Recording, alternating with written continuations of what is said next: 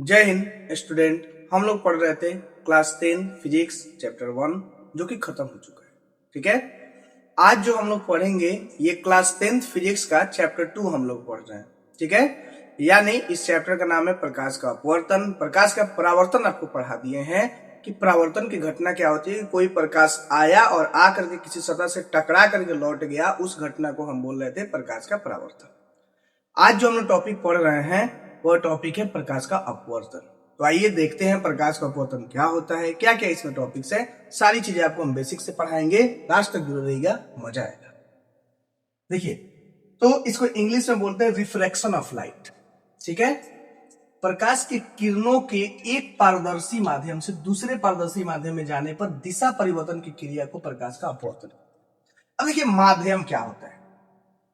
ठीक है, ये बहुत इंपॉर्टेंट चीज है आपको समझना है, प्रकाश का अपवर्तन आपको समझना है। तो माध्यम कहने का मतलब है कि प्रकाश कहीं से जा रहा है तो आपका क्या है, उसका कुछ चीजें चेंज होना चाहिए। जैसे माध्यम करने का मतलब अभी हम जो खड़ा है हवा में खड़ा है, अगर अभी जाकर के पोखरा में डूब जाए, कोई आदमी यहाँ पे क्या है हवा में खड़ा है, अगर यहां से क्या करे जाकर के आप तालाब में कूद गए, तो अब ये आदमी अगर मान लीजिए तालाब में चला गया, तो पहले ये क्या था, माध्यम हवा यानी हवा में था, अब कहां चला गया, ये तालाब में चला गया, यानी कि माध्यम क्या हो गया इसका, पानी माध्यम हो गया। तो बताइए जितना तेज ये इंसान हवा में दौड़ सकता था, क्या उतना तेज ये पानी में दौड़ पाएगा? नहीं। ठीक है, तो इसी को बोलते हैं माध्यम, कि अलग अलग जगह को हम लोग क्या बोलते हैं माध्यम। हवा एक हमारा माध्यम हो गया, निर्वात एक हमारा माध्यम हो गया, पानी एक हमारा माध्यम हो गया, कांच एक हमारा माध्यम हो गया। और बेसिकली प्रकाश की चाल जो है हम लोग को, प्रकाश का जो अपवर्तन है वह इसी चीज को तो माध्यम समझ में आ गया। अब समझना हमको पारदर्शी माध्यम क्या होता है। तो पारदर्शी वस्तु का मतलब होता है ऐसी चीज जिससे आर पार हम देख सकते हैं। देखिए प्रकाश का जब हम परावर्तन पढ़ रहे थे तो प्रकाश के परावर्तन में पढ़े हुए थे कि यह टकराएगा, टकरा करके लौट जाएगा। ठीक है, यानी पीछे से हमने पार्ट को क्या किया था, कलर किया हुआ था। कलर करने का मतलब है कि जो लाइट है उसके आर पार नहीं निकल पाएगा, लेकिन यहां हमें लाइट को आर पार निकालना है। और जब लाइट को आर पार निकालना, अगर इसको हम पीछे से कलर कर देंगे तो क्या लाइट आर पार निकलेगा? नहीं निकलेगा। लाइट आर पार नहीं निकलेगा, इसका मतलब हम लोग रिफ्लेक्शन की बात ही नहीं कर सकते, यानी कि अपवर्तन की बात ही नहीं कर सकते। इसलिए पारदर्शी माध्यम कहने का मतलब है एक ऐसा माध्यम जिसके आर पार आसानी से लाइट निकल जाए। जैसे हवा है, हमारे बीच में क्या है, हवा है, लाइट आराम से क्या है आर पार दिख रहा है, तभी हम किसी वस्तु को देख पा रहे हैं। मान लीजिए इसके बीच में अगर हम कांच लगा देते हैं, शीशा, तो शीशा से भी क्या है, ये आपको परफेक्ट दिखेगा। ठीक है, तो कहने का मतलब क्या है, पानी भी अगर आप रखिएगा तो पानी के नीचे भी देखिए कोई चीज रख देते हैं तो उसका तेंदी आसानी से दिखाई देता है अगर फ्रेश पानी रहेगा। तो कहने का मतलब है माध्यम जब रहेगा तो माध्यम पारदर्शी माध्यम होना चाहिए प्रकाश के अपवर्तन। अगर माध्यम पारदर्शी नहीं होगा फिर वहां प्रकाश का अपवर्तन संभव नहीं है। ठीक है, अगर पारभासी माध्यम हो गया फिर तो प्रकाश का परावर्तन नहीं होगा, अपवर्तन होने नहीं जा रहा है। ठीक है, तो देखिए, तो प्रकाश की किरणों के एक पारदर्शी माध्यम से दूसरे पारदर्शी माध्यम में जाने पर दिशा परिवर्तन क्रिया प्रकाश का अपवर्तन कराती है। अब कोई प्रकाश एक पारदर्शी माध्यम से दूसरे पारदर्शी माध्यम, जैसे मान लीजिए कि यह हमारा हवा है, तो हवा भी पारदर्शी माध्यम है, और यहां हमने मान लीजिए रख दिया पानी। ठीक है, तो पानी भी क्या हो गया हमारा पारदर्शी माध्यम। अब प्रकाश यहां से जाएगा तो जा करके ये क्या करेगा, टकरा करके घूम जाएगा, मुड़ जाएगा।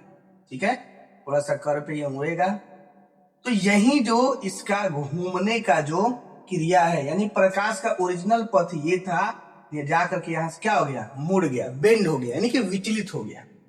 तो इसी चीज को हम लोग क्या बोलते हैं, इसी घटना को हम लोग क्या बोलते हैं, अपवर्तन। ये घटना क्या कहलाएगा, अपवर्तन। ठीक है, the bending of light rays as they pass obliquely from one transparent medium to another are called refraction। यानी एक ट्रांसपेरेंट मीडियम से दूसरा ट्रांसपेरेंट मीडियम में जाएगा तो उसको हम लोग क्या बोलेंगे, रिफ्लेक्शन ऑफ लाइट। चलिए अब यहां देखते हैं प्रकाश की चाल, स्पीड ऑफ लाइट। लाइट का स्पीड क्या, हम लोग दौड़ते हैं तो कुछ ना कुछ हमारा स्पीड होता है, तो प्रकाश भी चलेगा तो कुछ ना कुछ स्पीड से तो चलेगा ना, तो उसी को हम लोग स्पीड ऑफ लाइट यानी कि प्रकाश की चाल को। तो देखिए प्रकाश के अलग अलग माध्यम में गमन को प्रकाश का चाल कहते हैं। अब देखिए the travelling of light in different medium are called speed of light. प्रकाश का गमन जो होता है, जैसे हम लोग चल रहे हैं तो हमारा चलना क्या है, चाल है, तो इसी प्रकाश चल रहा है, गमन का मतलब चलना, तो प्रकाश जो चल रहा है उसी प्रकाश को क्या बोलेंगे हम लोग, प्रकाश का चाल बोलेंगे। अब ये किसी खास माध्यम के लिए ही हम लोग यहाँ बात करेंगे, क्योंकि हर एक माध्यम में प्रकाश का चाल क्या है, अलग होता है।